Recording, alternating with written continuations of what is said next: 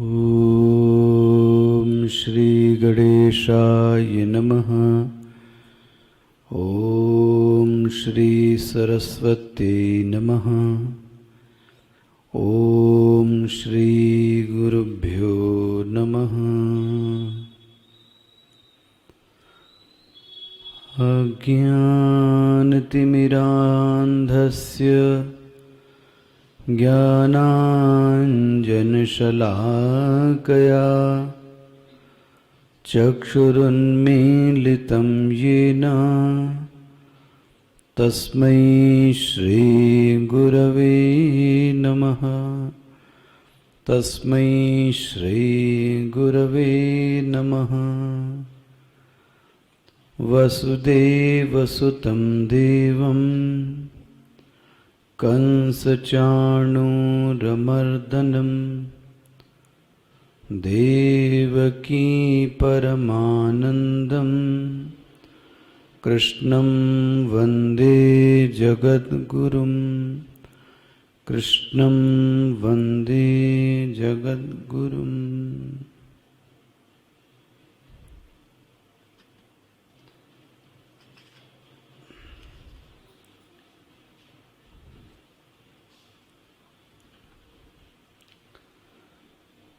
चौबीसवें श्लोक से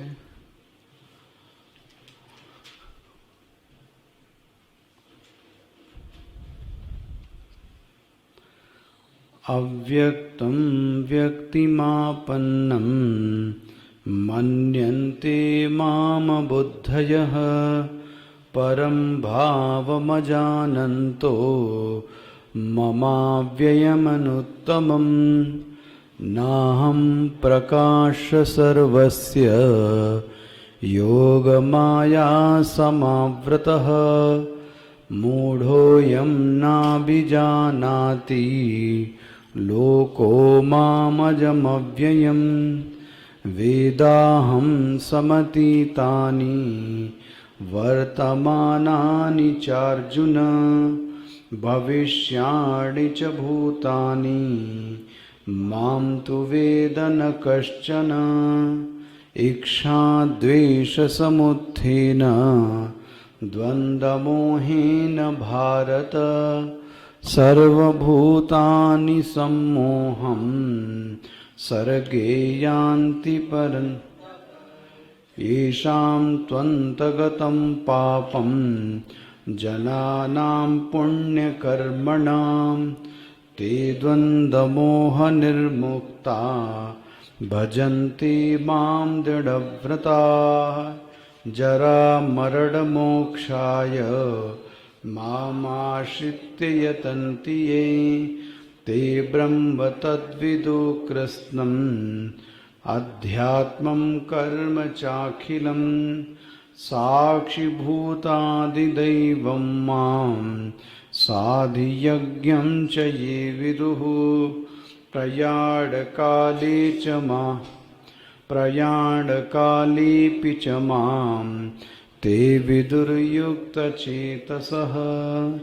ॐ तत्सदिति श्रीमद्भगवद्गीतासु उपनिषत्सु ब्रह्मविद्यायां योगशास्त्रे श्रीकृष्णार्जुनसंवादे ज्ञानविज्ञानयोगो नाम सप्तमोऽध्यायः।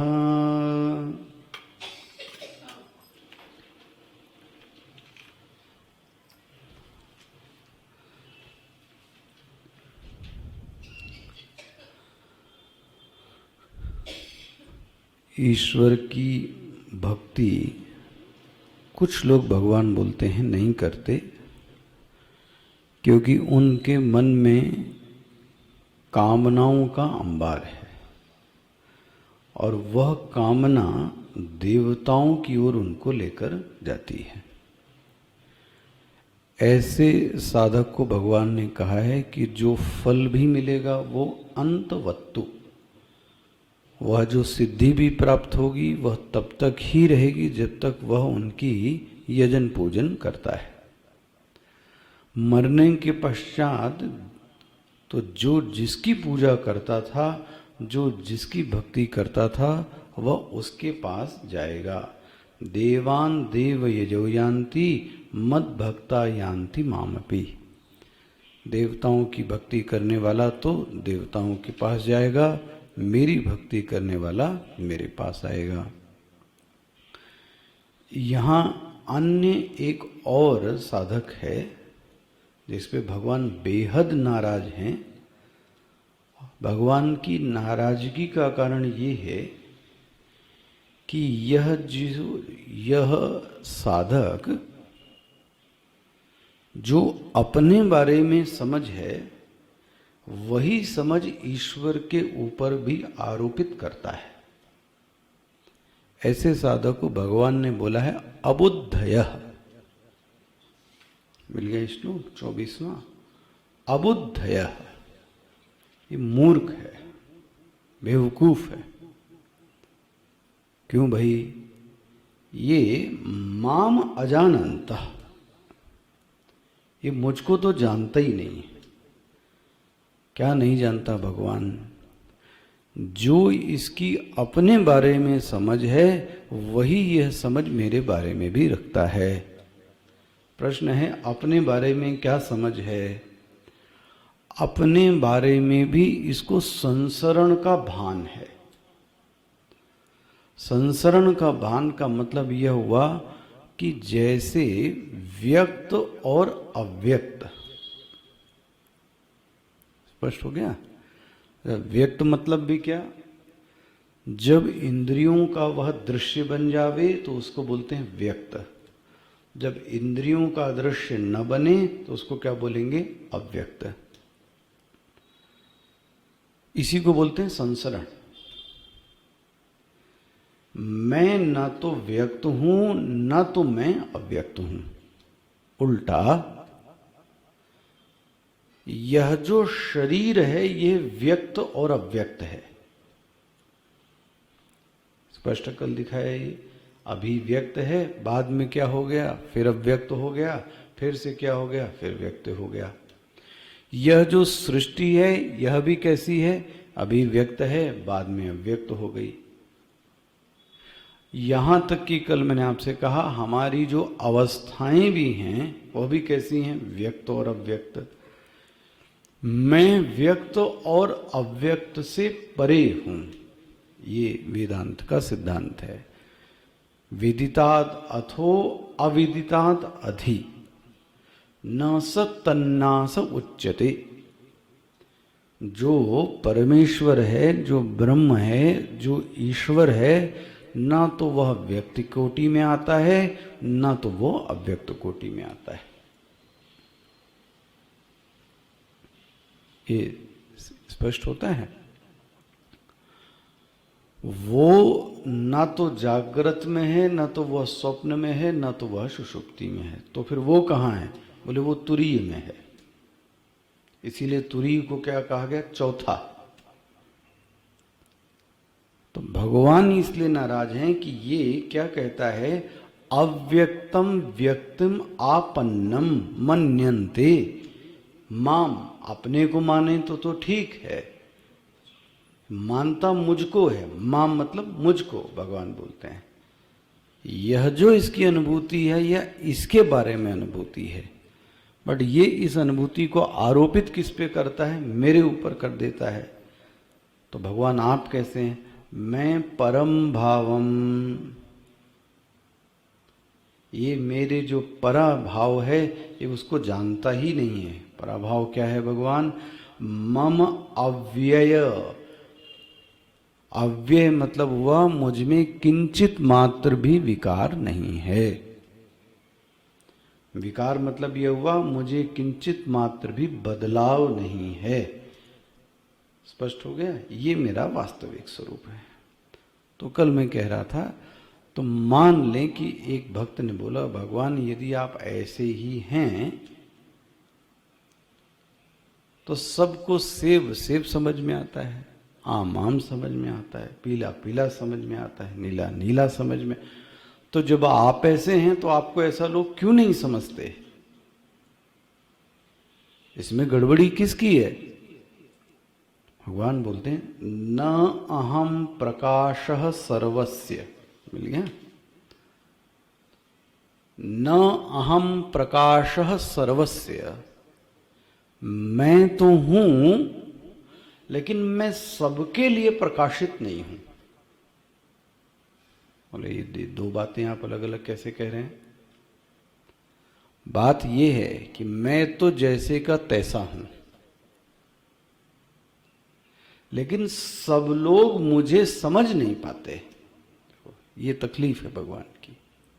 न अहम प्रकाशः सर्वस्य, क्यों नहीं समझ पाते? क्योंकि इनके अंदर अंतःकरण को त्रिगुणों ने आकर जबरदस्त घेर लिया है। योग माया समावृतः। अब जब ये घेर लिया तो ये क्या बन गए? जिसको त्रिगुणों ने घेर लिया उसका नाम है मूढ़ा, न अभिजानाति। अब ये मुझको महाराज नहीं जानते हैं।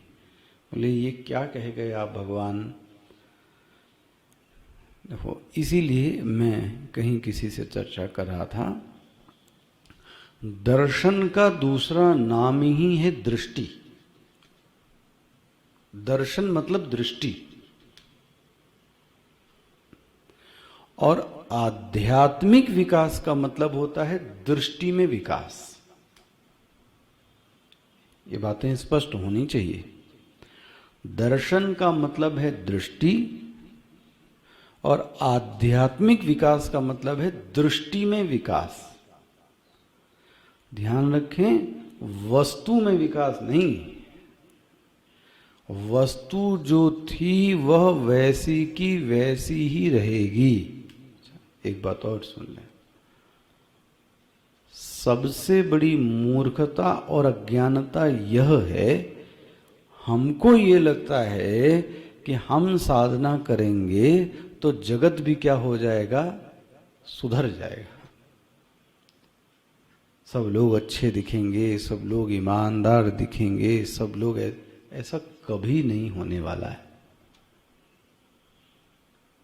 हमारे स्वामी जी इसको ऐसा कहते रहे कि त्रेता युग में भी महाराज रावण और ये लोग थे,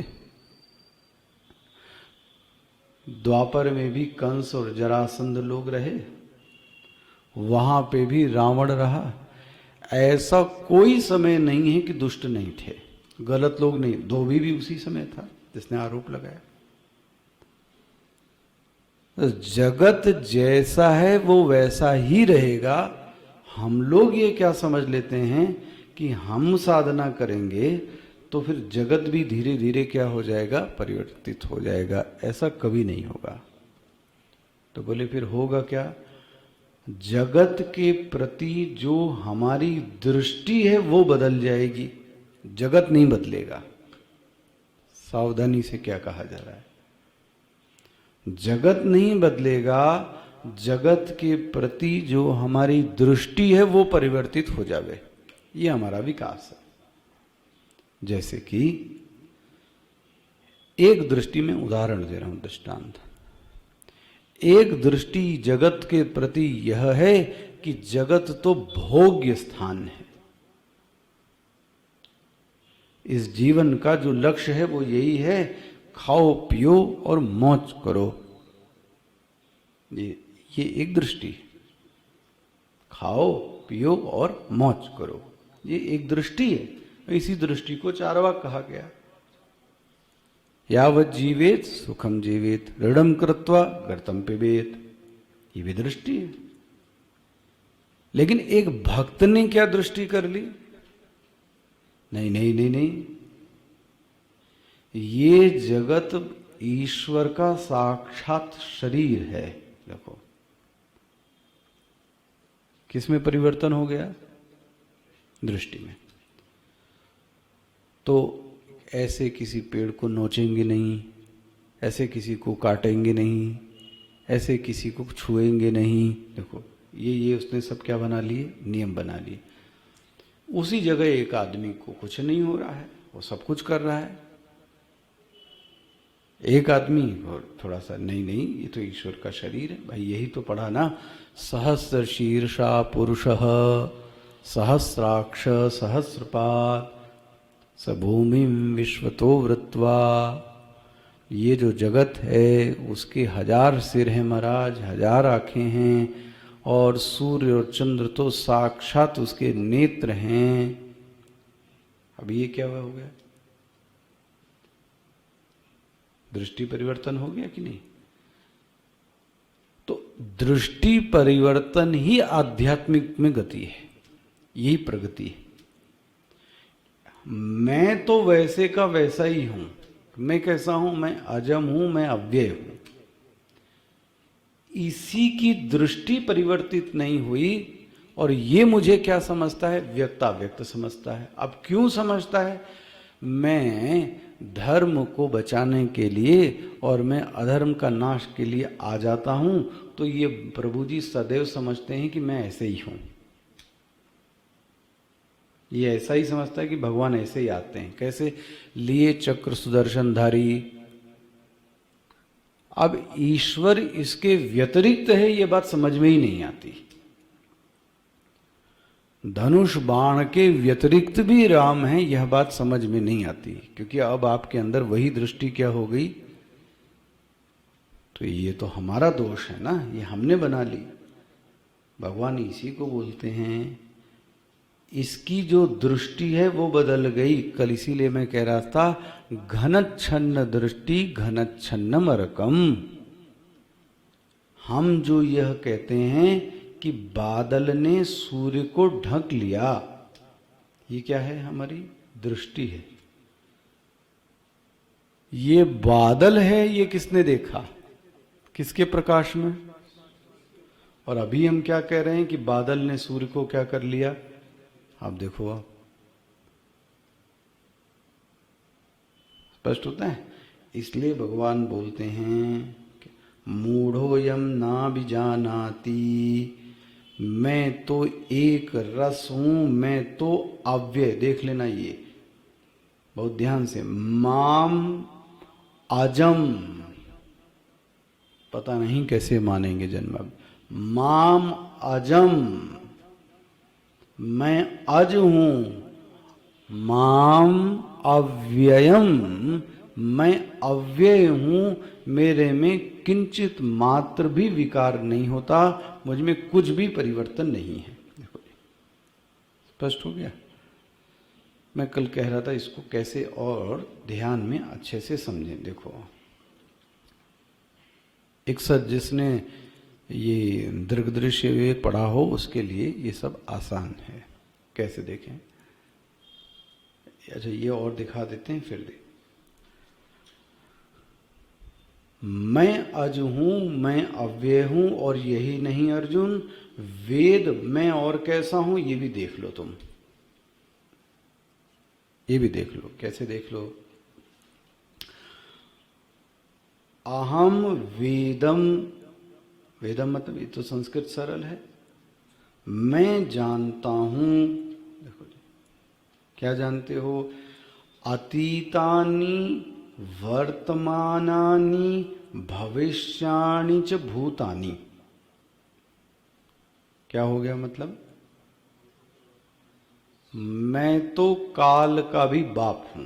ये 3 कालवाचक संज्ञा है, वर्तमान, भविष्य और अतीत। इन तीनों को 3 ना कह के क्या बोल दें? कालवाचक। देखो, अहम तो वेद, बट त्वम न वेद। त्वम न वेद, तुम तो अपना ही नहीं जानते। तुम भूत और भविष्य क्या जानोगे? लेकिन मैं तो सब कुछ जानता हूं, और उसके बाद भी मैं कैसा हूं? मैं अव्यय हूं। देखो, ये भगवान का स्वरूप देखना, ये 26वें श्लोक में। वेदाहम समतीतानि वर्तमानानि चार्जुना भविष्याणि च भूतानि माम तु वेद। मुझे तो कुछ नहीं जानता। अच्छा, कल मैं इस बात को कह रहा था। देखो, बहुत सरल सा एक रूपक लीजिए। नेत्र बंद करने पर आपको बहुत सारी वृत्तियां आती हुई और जाती हुई दिखाई देंगी। पहली बात तो ये देख लीजिए। जैसे ही ध्यान में बैठते हैं, जैसे ही नेत्र बंद करते हैं, बहुत सारी वृत्तियां आ रही हैं और बहुत सारी वृत्तियां जा रही हैं। पहली चीज तो ये स्पष्ट ध्यान में दिखनी चाहिए। तो दूसरा स्टेप, एक चीज ये बताइए, जो वृत्ति आ रही है या जा रही है वो जानी जा रही है कि नहीं जानी जा रही है? क्यों महाराज जी? शेर की वृत्ति आई तो पता लगा, स्त्री की वृत्ति आई तो पता लगा, पुरुष की वृत्ति आई तो पता लगा। आ रही है, अच्छा, आ ही और जा ही नहीं रही है। हर आने वाली वृत्ति का और हर जाने वाली वृत्ति का ज्ञान भी हमको हो रहा है।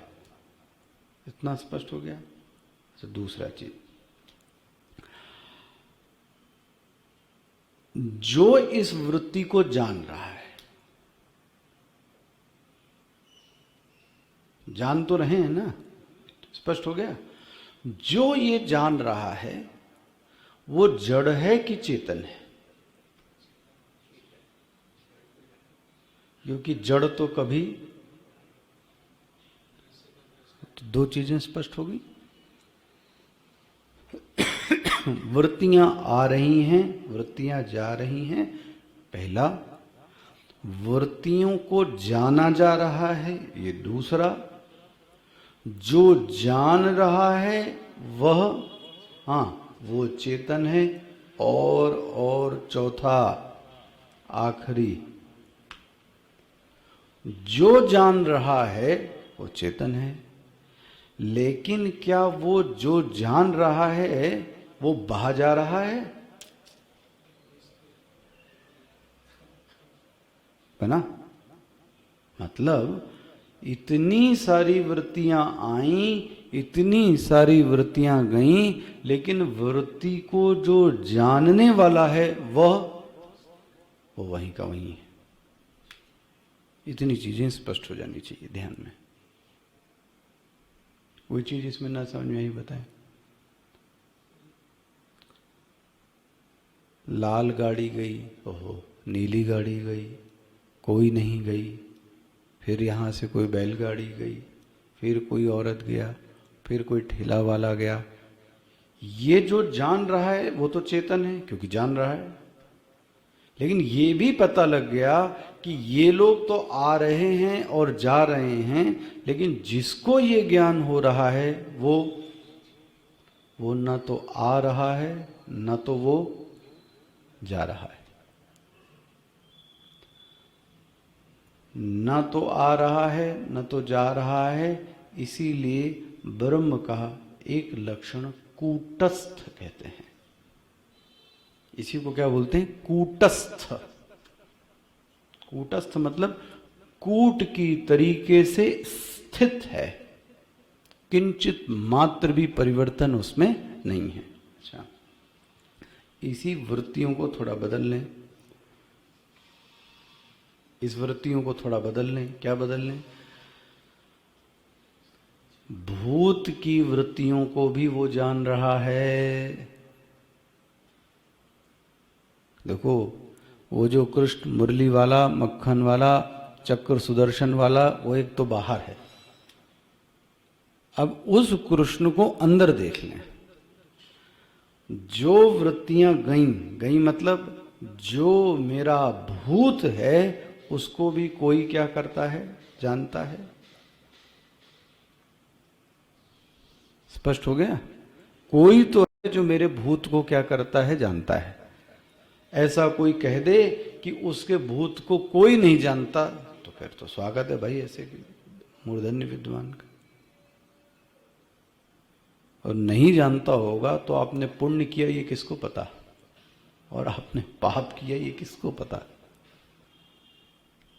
तो भूत की चीजों को भी आपकी चीजों को कोई जान रहा है, चलो ठीक है। अच्छा, अभी अभी जो चल रहा है वर्तमानानी, इसको भी कोई क्या कर रहा है? तो आपके सामने साक्षात है। आपके मन में कौन सी वृत्ति उठी? हीर, धीर, भीर, शंका, श्रद्धा, अश्रद्धा, जो जो वृत्ति उठ रही है उसी क्षण उसको ज्ञान हो रहा है। देख लो अपने अंदर घट रहा है कि नहीं। अच्छा, ये ज्ञान किसको हो रहा है? जिसको भूत का ज्ञान हो रहा था उसी को आपके वर्तमान का भी ज्ञान। यही नहीं, भविष्य में भी क्या होएगा ये उसको ही पता है, जिसको कि आपका भूत पता है, जिसको कि आपका वर्तमान पता है। जिसको ये पता है वो कहाँ है? वो कहाँ है? जब बाहर कहते हैं तो उसको चक्र सुदर्शन धारी कृष्ण कहते हैं, और जब अंदर कहते हैं तो उसी को साक्षी ब्रह्म कहते हैं। दोनों ही एक है। ये जो श्लोक है आपके सामने, ये पूरा स्पष्ट हो जाना चाहिए। वेदाहम समतीतानि वर्तमानानि चार्जुन, मिल रहा है। जैसे कि मेरी अतीत की सब वृत्तियां, मेरी भविष्य की सब वृत्तियां, मेरी भूत की सब वृत्तियां, उस सब को क्या कर रहा है? जान रहा है। स्पष्ट हो रहा है? वह जो साक्षी परमात्मा है, हाँ, उसी को कृष्ण कहते हैं। इसलिए भगवान क्या बोलते हैं? इतना जानने के बावजूद, ध्यान रखना अव्यय की व्याख्या, हम जो वृत्ति को जानते हैं, कठिन हो जाएगा आपसे क्या कहूं, लेकिन सुन लीजिए, किसी किसी को हिट हो जाए। अंदर दो चिड़िया बैठी हैं, एक तो जानने से खुश हो जाती है, अच्छा फल मिलने से खुश हो जाता है, दुखी होने से दुखी हो जाता है। एक चिड़िया ये है, इसी का नाम। ये चिड़िया कहाँ बैठी है? ये भी अंदर है। इसको चिदाभास कहते हैं। जो ये सुखी दुखी भोक्ता बन जाता है, इसको चिदाभास कहते हैं। एक चिड़िया और बैठी है, जो कितने भी सुख दुख आते हैं वो अव्यय रूप से बना रहता है, उसको चिद कहते हैं, उसको सच्चिदानंद कहते हैं। दो हो गए। एक चिदाभास, चिदाभास शब्द कठिन लगता है तो उसको जीव कह लें, लेकिन दोनों ही कहाँ हैं? अंदर, याद रखना। इसी दोनों को हम घटमट करते रहते हैं। एक चिदाभास है, एक चिदस्वरूप है। भगवान बोलते हैं मैं चिदस्वरूप हूं, क्योंकि मैं जानने के बावजूद जानने का प्रभाव मेरे ऊपर नहीं पड़ता। जीव तो जरा सी चीजें जान जाता है तो वह तो ज्ञाता और भोक्ता बन जाता है। मान लें मैंने इन सब चीजों को जान लिया, तो आपको पता है अगर मेरे अंदर यह वृत्ति है कि मैंने ये सब जान लिया, तो आप जान लो कि आप ज्ञाता बन गए। ये भी अज्ञान है। यह वृत्ति होना कि भी मैं सब जानता हूं, ये तो अज्ञान। लेकिन जो चित्त स्वरूप है उसमें रंच मात्र भी जरा सा फेर बदल नहीं आता, उसको भान ही नहीं कि मुझे ज्ञान। यही तो वो, वही तो ज्ञानी है। फिर क्या कहें आपसे, ये हनुमान जी हैं। जब वक्त पड़ता है तो आगे आ जाते हैं, और जब वक्त पड़ता है तो पीछे चले जाते हैं, जहां अहम का किंचित मात्र भी लेश नहीं। इसी को हनुमान जी कहते हैं।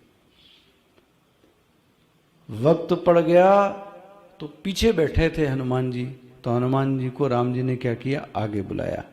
काम हो गया तो कहाँ बैठे हैं? सबसे पीछे बैठे हैं। क्योंकि उनको यह भान ही नहीं है कि मैंने ये काम कर दिया। यहाँ तक कि आप पढ़िएगा सुंदरकांड, भगवान उनकी बड़ी प्रशंसा करते हैं तो वो कहते हैं महाराज आप क्या कह रहे हैं, चने के पेड़ पर आप चढ़ा रहे हो। बोले क्या हनुमान मैंने क्या झूठ बोला। बोलते हैं ये बताइए, मैं वह जो समुद्र को पार करके गया किसकी शक्ति, मेरी शक्ति की आपकी शक्ति। भगवान ने कहा मेरी शक्ति। मैं वहां जो गरज रहा था वो किसकी शक्ति, मेरी शक्ति, वानर की शक्ति की आपकी शक्ति। बोले महाराज, भगवान ने बोला मेरी शक्ति। मरुत भय 49 मेरी वजह से हुआ कि आपकी वजह से हुआ। बोले मेरी वजह से। तेही समय विभीषण जागा, उसका चुनाव, समय का चुनाव किसने किया, मैंने किया कि आपने किया। देखो सब में हनुमान जी ने ये दिखा दिया कि ये जो किया है ये सब किसने किया, आपने। इसको कहते हैं काम करने के बाद भी अपने अंदर कर्तृत्व, भोक्तृत्व, ज्ञातृत्व की वृत्ति का उदय न होना। ये चिदाभास है, ये चित स्वरूप है। कार्य को करते हुए भी ज्ञातृत्व, भोक्तृत्व और कर्तृत्व का भान भी नहीं होना। हो तो ये जावे भगवान की कृपा से कि आपको याद दिलाया जाए कि हाँ ये तो आपने किया है, तो बात है। फिर तो बात है। भूल जाए व्यक्ति, इसीलिए बुजुर्गों ने बोला नेकी कर दरिया में डाल। भूल जाओ क्या किया तुमने, तो कभी अभिमान आएगा ही नहीं आएगा। हम लोग करते तो हैं, इसीलिए मैं कहता हूं सत्कर्म का भी व्यक्ति को अभिमान है, तो चिदाभास हो गया ना। फिर स्पष्ट हो गया। भगवान क्या बोलते हैं, मैं अव्यय स्वरूप हूं और मैं तुम्हारे काल को जानता हूं। काल को मैंने आपसे क्या कहा, वृत्तियों को देख लो, भविष्य की घटनाओं को जानने वाला, वर्तमान को जानने वाला, भूत को जानने वाला। तो वेदाहम समतीतानि वर्तमानानि चार्जुन, मिल गया। बोलते हैं महाराज वो कौन लोग हैं और बाकी लोग कैसे हैं, मुझे आपका अज्ञान ये कब से है, मुझे ये बता दीजिए। अच्छा ये मैं आपको नहीं जानता हूं ना, आपने बोला अजानन्तः, यही बोल रहे हैं आप, तो मुझे ये बता दीजिए कि मैं आपको कब से नहीं जानता। भगवान बोलते हैं कब से, सुन लो। अच्छा सर्वभूतानि, देखिएगा आगे का श्लोक, सर्वभूतानि सम्मोहम। महाराज ये अनादि माया सुषुप्तः, ये मांडूक्य उपनिषद है, अनादि माया सुषुप्तः जीव, यही आई है श्रुति वहां। ये जो जीव महाराज है ये अनादि काल से माया में, ये सुषुप्ति में महाराज डूबा हुआ है। पर बोले कब से, भगवान बोलते हैं सर्गे यान्ति। ये प्रश्न, ये शब्द समझना जरा। सर्गे यान्ति, सर्ग मतलब क्या हो गया, जन्मतः। महाराज तुम जब से जन्मे हो तब से तुम नहीं जानते। इसलिए दर्शन में ये प्रश्न उठाया जाता है कि अज्ञान का प्रारंभ कब से।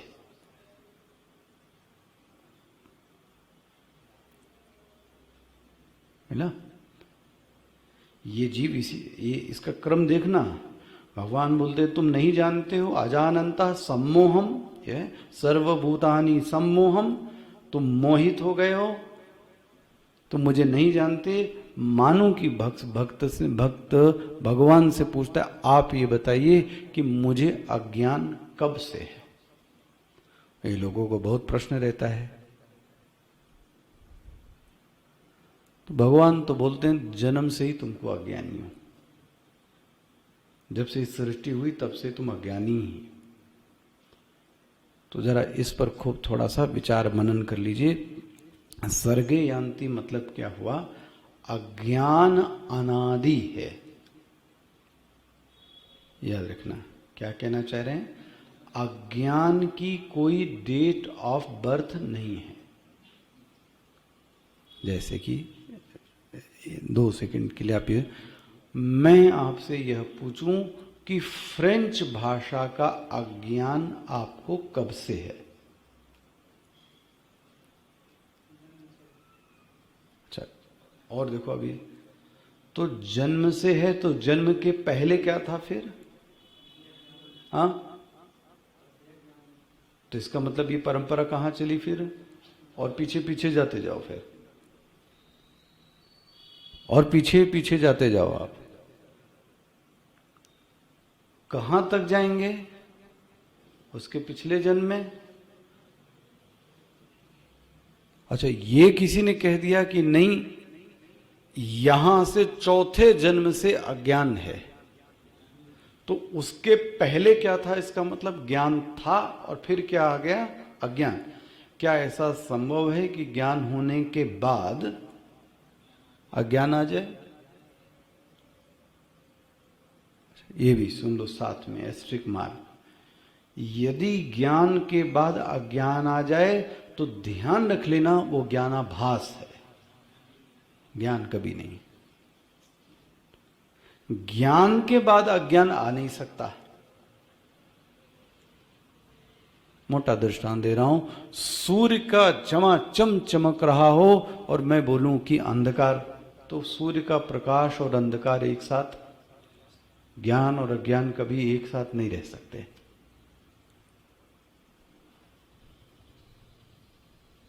स्पष्ट होता है?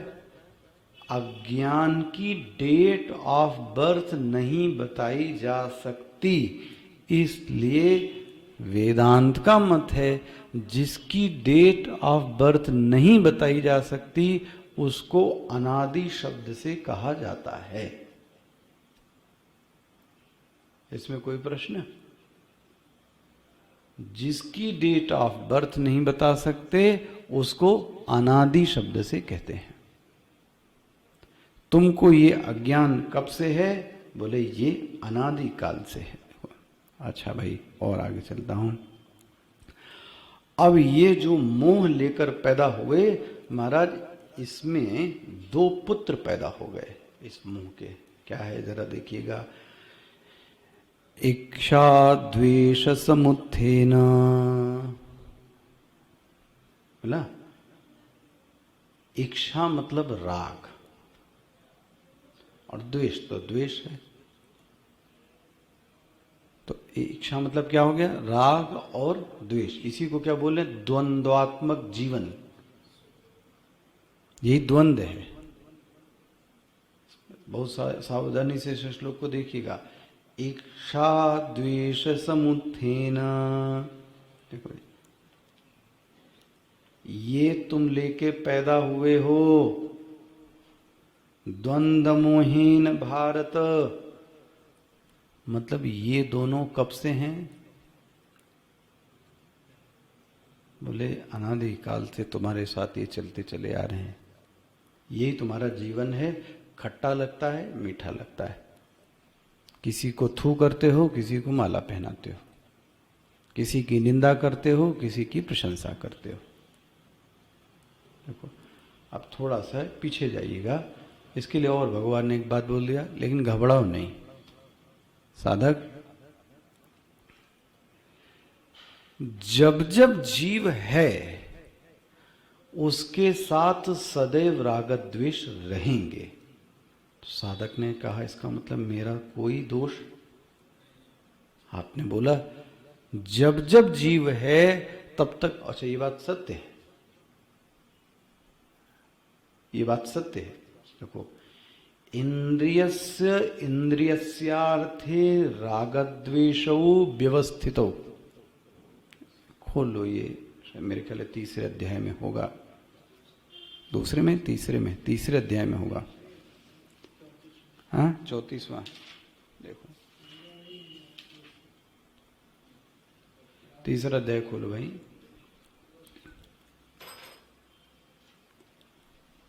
मिलता है।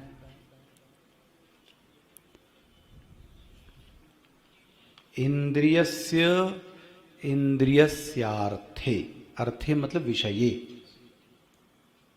नहीं मिला वो पीछे।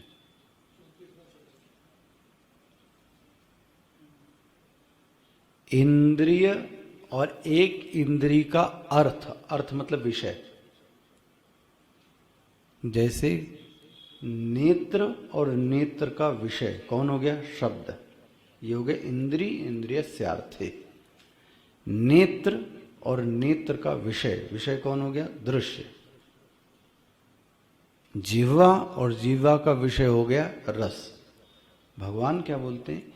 इंद्रियस्य इंद्रियस्यार्थे रागद्वेषौ ओहो व्यवस्थितौ। ये जब जब तुम्हारे पास इंद्रियां होंगी तो तुम्हारे जीवन में राग और द्वेष जिंदगी भर बना रहेगा, जिंदगी भर बना रहेगा। महाराज साधक तो प्रसन्न होके कूदने लगा, बोले यही तो मैं कह रहा था आपसे, मैं तो गुलाम हूं, मेरा क्या दोष है? और ये सच्चाई है। स्पष्ट हो गया? देखो कितनी बड़ी सच्चाई बोली है। इसको ऐसा हमारे स्वामी जी कहते रहे, यदि शरीर है और जीव है तो उसकी लाइकिंग और डिसलाइकिंग सदैव बनी रहेगी। भाई यदि आप वेजिटेरियन भोजन लाइक करते हैं तो इसका मतलब नॉनवेज फिर आप अपने आप ही क्या हो गया? डिसलाइक हो गया। अच्छा, नॉनवेज लाइक करते हैं तो ये भोजन नेचुरली अपने आप फिर हीन भाव में आ गया। एक चीज जब मैं पसंद करता हूं तो दूसरी चीज अपने आप क्या हो गई? फिर नापसंद हो गई। अच्छा, ये किसके साथ है? हर इंद्री के विषयों के साथ है। विषय व्यापकता देखो जरा। कान से अपशब्द सुनना पसंद नहीं है तो अच्छे शब्द सुनना, ये लाइकिंग डिसलाइकिंग कान में आ गई। कान की, ये आंख की लाइकिंग देख लो। भद्र चीजें देखना पसंद है तो अभद्र चीज देखना पसंद नहीं है। ये किसकी आ गई?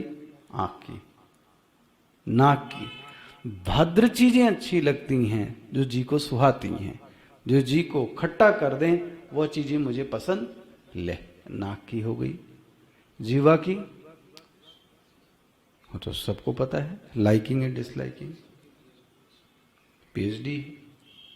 स्पर्श की, सबका स्पर्श सबको पसंद नहीं होता। किसी का स्पर्श बहुत गंदा होता है, किसी का स्पर्श बड़ा उच्च भाव की ओर लेके चला जाता है। आप बताओ कौन यहां पे ऐसा व्यक्ति है जिसकी लाइकिंग और डिसलाइकिंग ना होवे? भगवान ने कहा ये तो जन्म से है। तो अर्जुन कहता है यही तो मैं कह रहा हूं आपसे, तो मेरा क्या कसूर है? जब जब जीव है तब तब ये रहेगा। कौन सी? इच्छा द्वेष। इसी को क्या बोले? राग द्वेष हो। ये पंक्ति पूरी स्पष्ट हो जानी चाहिए। कौन सी? इंद्रियस्य, ये नहीं, ये श्लोक खोलिए। इंद्रियस्य इंद्रियस्यार्थे राग द्वेष स्थितः नहीं, व्यवस्थितः। वाह, बहुत अच्छी तरीके से स्थित हैं। ओहो, लेकिन भगवान ने कहा सुनो तो मेरी पूरी बात। जीवन भर ये लाइकिंग और डिसलाइकिंग चलेगी। पक्की बात जान लो, पक्की बात जान लो, जीवन भर चलेगी। साधु बन जाओ, संत बन जाओ, महात्मा बन जाओ, तो भी लाइकिंग और डिसलाइकिंग रहेगी। इसको क्या कहें? चैलेंज है कोई ये कह दे कि मैं इन चीजों से ऊपर उठ जाए, तो रहेगा ही रहेगा। लेकिन भगवान कहते हैं यह जीवन आध्यात्मिक जीवन नहीं है। लाइकिंग और डिसलाइकिंग दी गई है, बनी रहती है, ये स्वाभाविक है, आध्यात्मिक नहीं है। भगवान तो बोले मैं क्या करूं? बोले दूसरी पंक्ति देखो, बनी रहें स्वागत है, तयोहो न वशम आगच्छेत। यही पंक्ति को खूब अच्छे से चुनिएगा। हमारे स्वामी जी की पंक्ति बड़ी याद आ जाती है, राग और द्वेष they should not governor of your personality. ये दोनों आपके जीवन के गवर्नर नहीं बनने चाहिए। गवर्नर मतलब मैं वही करूंगा, हाँ, जो मेरा पसंद है। आपकी पसंद तो होगी, एक पसंद होगी, एक ना पसंद होगी। बोले मतलब आप क्या कहना चाहते हैं? यस, भले तुम्हें पसंद होवे, भले तुम्हें न पसंद होवे। वाह! जो कर्तव्य है और जो शास्त्र कहता है उसका शासन जीवन में होना चाहिए। लाइकिंग और डिसलाइकिंग का शासन जीवन पर नहीं होना चाहिए। मुझे याद आता है स्वामी जी ने बहुत अच्छा हम लोगों को पढ़ाते वक्त एक दृष्टांत दिया था। क्या दृष्टांत था? मान लें कि एक व्यक्ति है, कर्तव्य अनुसार उसके सामने हमको झुकना चाहिए। शास्त्र भी यह कहता है कि हमको उसके आगे झुकना चाहिए, लेकिन मैं उस व्यक्ति को पसंद, अब आपका क्या मत होगा? क्या कहेंगे कुमार जी? हाँ, भले आपको पसंद। देखो, अब जब ये जीवन जीते हैं तो गवर्नर कौन बन गया? शास्त्र। और शास्त्र यदि गवर्नर बनता है, कर्तव्य गवर्नर बनता है, तो आपका कभी नुकसान। लेकिन मैं अपनी इच्छा से चलता हूं तो बहुत, ये क्या बोलूं, सबसे ज्यादा डांट तो यही खाते हैं। आपको जो अच्छा लगता है वो करें, ये किसने कह दिया? हो सकता है आपकी चीजें हमको पसंद न होवे। क्या कहूं, विषयांतर होता है। स्वामी जी की ये याद बड़ी आती है इसमें। वो कहते थे, भाई आप उसको सब लोग बुरा मत मानना, कि ये महाराज जी के बारे में वो बोलते थे कि एक बार एक सभा बैठी थी महाराज साधुओं की, और उसमें स्वामी अखंडानंद जी भी बैठे थे, स्वामी जी भी हमारे बैठे थे। तो उसमें एक साधु ने महाराज बड़ा प्रतिपादन ये किया कि जीवन के स्वास्थ्य के लिए लहसुन और प्याज तो जरूर खाना चाहिए, इससे ब्लड प्रेशर बहुत कंट्रोल होता है, ये जीवन में सुरक्षा देती है।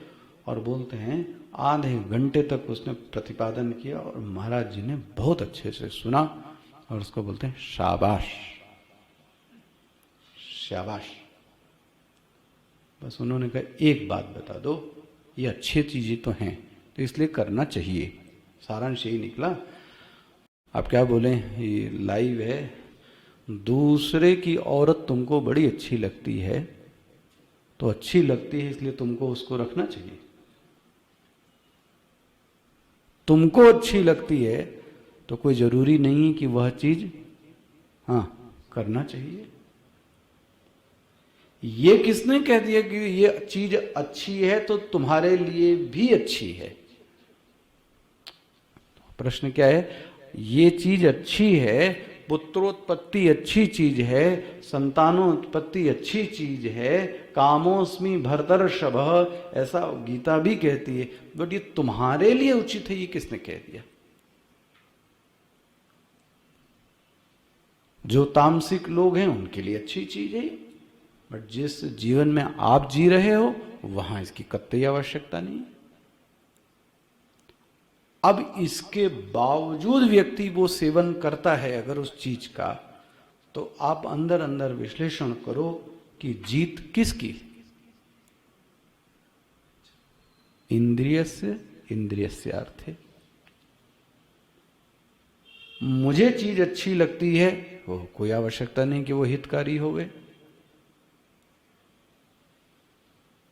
इसका निर्णय कौन लेगा फिर? मैं फिर से गीता को, तस्मात् शास्त्रम प्रमाणम ते कार्य अकार्य व्यवस्थितो। ये कौन सा अध्याय होगा? शायद 18वां या 17वां अध्याय होगा। खोजो, ये कहाँ है श्लोक? हाँ, इस पन्ने पर है, ये मुझे याद है।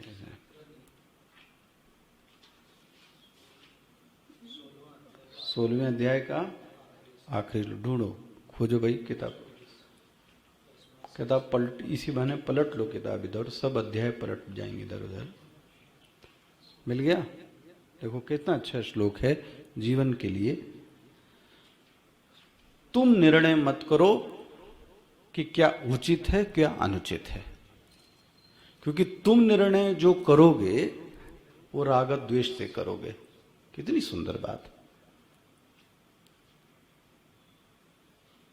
ये सीखने की बात है। हमको भी कई ऐसे ट्रस्टी नहीं अच्छे लगते होंगे, पुरानी ये सब बातें।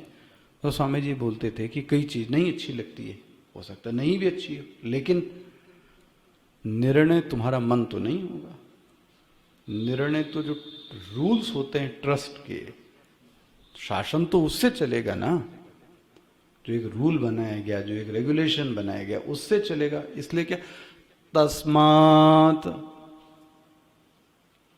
शास्त्रम प्रमाणम ते, जीवन में आधार स्तंभ बन जावे। ते मतलब तुभ्यम, तुभ्य मतलब तुम्हारे लिए। जीवन में यदि कोई प्रमाण है, बोले किस बात का प्रमाण? कार्यम अकार्यम, क्या करना चाहिए क्या नहीं करना चाहिए, ये बोलते हैं अकार्य और कार्य। स्पष्ट हो गया ये? तुमको क्या करना चाहिए, तुमको क्या नहीं करना चाहिए, इसका प्रमाण तुम्हारी लाइकिंग, तुम्हारा राग, तुम्हारा द्वेष, तुम्हारी बुद्धि कतई नहीं होनी चाहिए। वाह! तो कौन निर्णय करेगा प्रभु? शास्त्रम प्रमाणम पे। बोले महाराज, शास्त्र हमको समझ में आता नहीं है, तो फिर हम कैसे करें? तो बोले शास्त्र जिसको समझ में आता है उस शास्त्र के शास्त्री के पास जाओ। या जिसको ये शास्त्र समझ में आता है उस शास्त्री के पास में जाओ। वह शास्त्री, ये ध्यान रखें, शास्त्री का भी कर्तव्य है कि वह निर्णय किस आधार पर करे, शास्त्र, ना कि अपनी लाइकिंग के आधार। हमको गोरा पसंद है, हमको काला पसंद है, इसलिए हम उसको बनाना। हमको लंबा पसंद है, हमको छोटा पसंद है ना, ये शास्त्री का ये कार्य नहीं है। भाई जस्टिस और जज का कार्य थोड़ी नहीं कि ब्राह्मण क्षत्रिय वैश्य शूद्र और गोरा काला स्त्री पुरुष देखे, ये तो उसका कार्य नहीं है। उसका कार्य क्या है? जो सही है वो सही है, जो गलत है सो गलत है। तो शास्त्र को न जानो तो कम से कम फिर किसके पास चले जाओ? शास्त्री के पास। फिर से आ जाना श्लोक पे। इंद्रियस्य इंद्रियस्यार्थे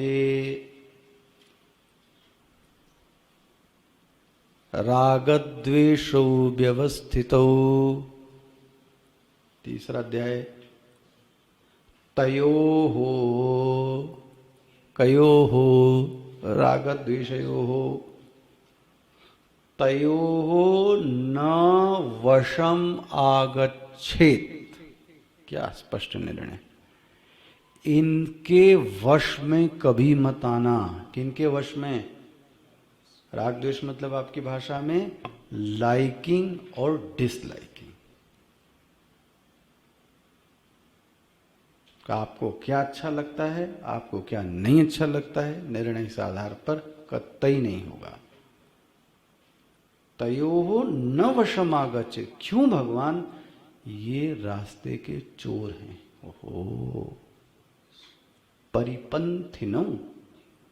क्या करते हैं चोर?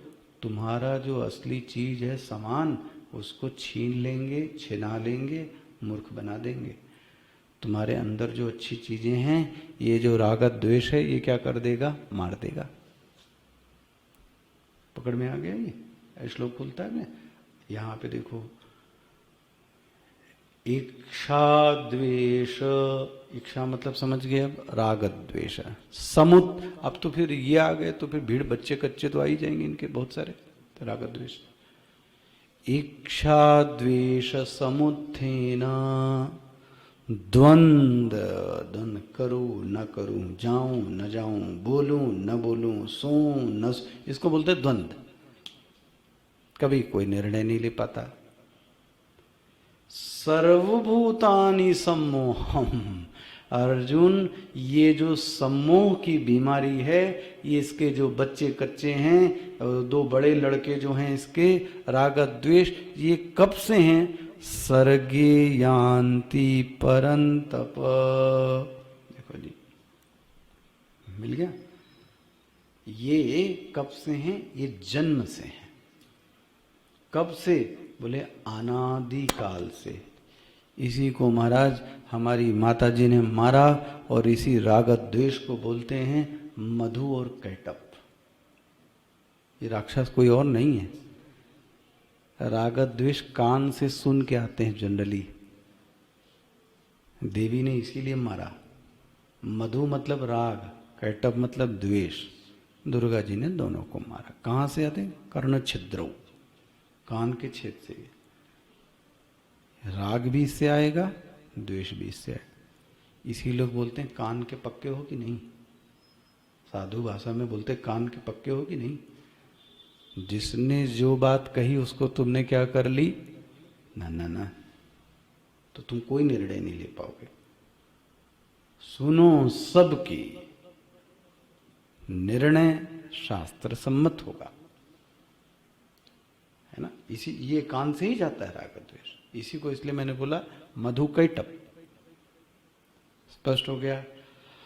तो सर्वभूतानि सम्मोहम, देखो जी, सर्गे यान्ति, जब से महाराज ये सृष्टि है, जब से ये जीव बना पड़ा है अनादि काल से, ये तब से है महाराज।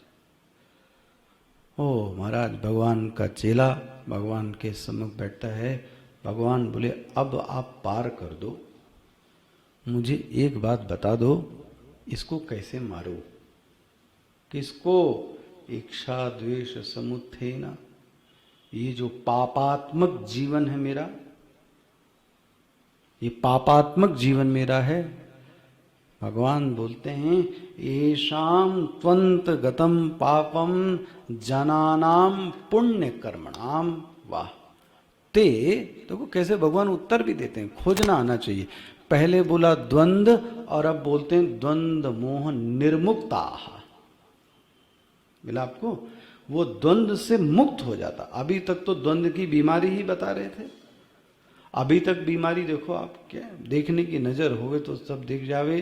अभी 27वें श्लोक में मिला, मोह शब्द भी भगवान ने बोला था, द्वंद्व शब्द बोला, द्वंद्व मोहे ना, मिल गया।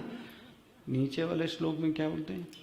ते ते ते मतलब वे सब, द्वंद्व मोह निर्मुक्ता।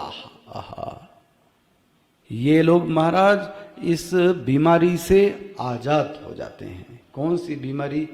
द्वंद्व से, मोह से, मतलब रागस से, द्वेष से। वो कौन लोग?